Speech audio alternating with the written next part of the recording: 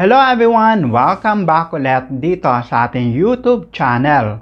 Today tayo po ay magbabahagi ulit ng another gabay na may kinalaman po sa mga asin. So alam nyo ba na mayroong mga bagay na hindi dapat ginagawa sa asin upang tayo ay hindi malasin o alatin sa buhay. Pero bago natin ito simulan, ngayon, tayo po ay magbibigay ng ilang gabay upang tayo ay hindi malasin o alatin sa buhay. Lalong-lalo na kung tayo po ay gagamit ng mga gabay na may kinalaman po sa mga asin. Ang asin na gagamitin natin para sa mga gabay o ritual, kailangan hindi rin natin ginagamit sa pagluluto. Kunwari, ito po yung asin na ginagamit nyo po sa pagluluto. Mga ganito po. Ayan. Kailangan ito ay ginagamit lamang sa pagluluto. Hindi po natin ito pwedeng gamitin ang asin sa mga gabay o ritual.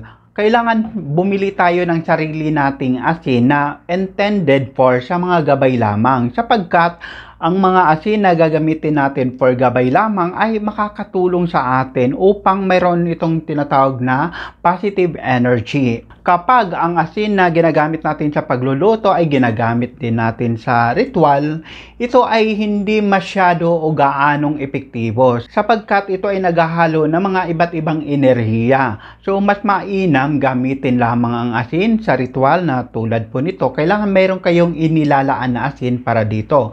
At kailangan mayroon din kayong sariling asin na ginagamit sa pagluluto. Okay, so kailangan i-separate natin.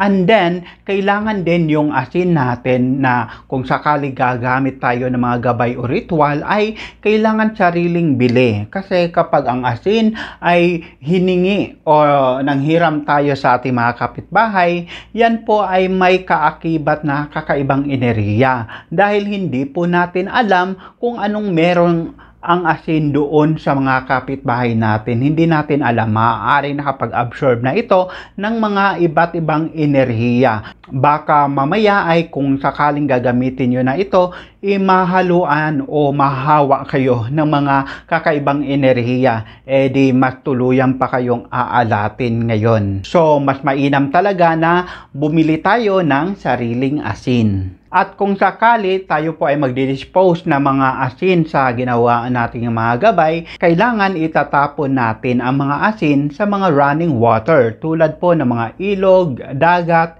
inodoro o di kaya sa mga lababo. Diyan po ang mga maiinam na lugar upang sa gayon ang mga negatibong enerhiya ay tuluyang mawala at maisama sa mga tubig. Alam naman natin na ang tubig ay buhay. Para sa gayon ay tuluyang mawala na ang mga negatibong enerhiya na mayroon ang isang gabay na iyong ginawa. Kasi kung tayo po ay nagtatapon lang kung saan-saan, baka mamaya bumalik lang yung mga negative energy. Imbes tayo ay nag-absorb ng mga negative energy, mas lalo pa nang babalik ito sa atin. Kailangan may mga tamang lugar kung tayo po ay magtatapon ng mga asin na ginamit natin sa mga gabay o ritual.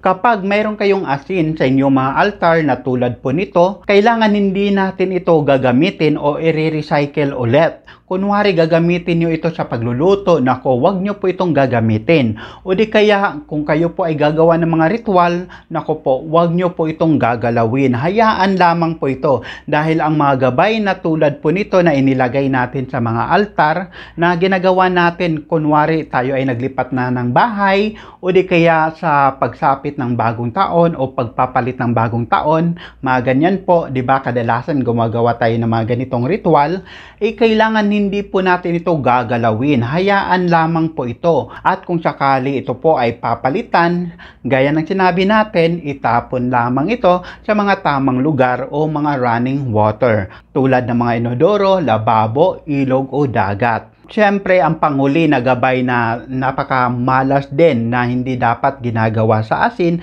ay yung basta-basta na lang na nagsasaboy ng asin na kung saan-saan. Dahil may mga tamang lugar o pamamaraan kung tayo po ay magsasaboy o magwiwisik ng asin. Tulad na lamang po kung tayo po ay maglilipat ng bahay bago nyo po ito tirahan, ay kailangan tayo magwisik ng asin. asin. Pero hindi yung basta-basta na iwiwisik, kundi sa mga sulok o kanto ng bahay. Tulad po nito, mayroong kanto, ayan, konting asin, kumuha lamang and then iwiwisik lamang dyan sa kanto. Hindi yung basta-basta lang na magwiwisik ganyan. Yung trip mo lang magwisik, no? Hindi po yan tama dahil yan po ay may kaakibat na kamalasan. Kailangan sa mga kanto lamang tayo nagwiwisik at kailangan konting asin lang, hindi gaano karamihan. Gayon din sa mga bagong pwesto ng iyong mga negosyo, ayan, sa mga sulok lamang tayo magwiwisik. Hindi yung bastang nagwiwisik o nagsasaboy. Kailangan konti lamang na iwiwisik, maganan yung dahan-dahan lang na pagsasaboy o pagwiwisik. Okay? At syempre, pinapaniwalaan na kasi kapag tayo ay nagwiwisik o naglalagay ng asin sa mga kanto ng bahay bago tayo lumipat o tirahan, ay para sa gayon ma-absorb ang mga negative energy na namumuo diyan sa mga bahay o lugar. I hope na nakatulong itong mga simpleng gabay natin for today na may kinalaman sa mga pampaswerteng asin. Ulitin lamang natin, kailangan may sariling asin na gagamitin sa pagluluto at gagamitin sa pagriritual. At kailangan ang asin ay hindi basta-basta na itinatapon, lalong-lalo na dyan sa harapan ng ating bahay. Kailangan diretso agad ito sa mga running water, tulad ng mga inodoro, lababo, mga ilog o dagat. At syempre, huwag basta-basta magsasaboy ng asin kung saan-saan. Bagkos sa mga lugar o mga sulok lamang ng iyong bahay. At higit sa lahat, iwasan manghingi ng asin sa kapitbahay. Baka mamaya ay mayroong itong kaakibat na negatibong enerhiya na maaaring makapagdala sa atin sa kamalasan. Disclaimer lang po, lahat ng mga ginagawa natin dito, ito po ay isang gabay lamang. At the end of the day, tayo pa rin po ang gagawa ng ating kapalaran. Sipag at tiyaga ang kinakailangan. Kung nagustuhan niyo po ang video natin today, huwag na kalimutan i-like o di kaya i-share para maraming pong makaalam sa mga ganitong klaseng gabay at pampaswerte. Hanggang sa muli, kayo na lang po mag-adjust.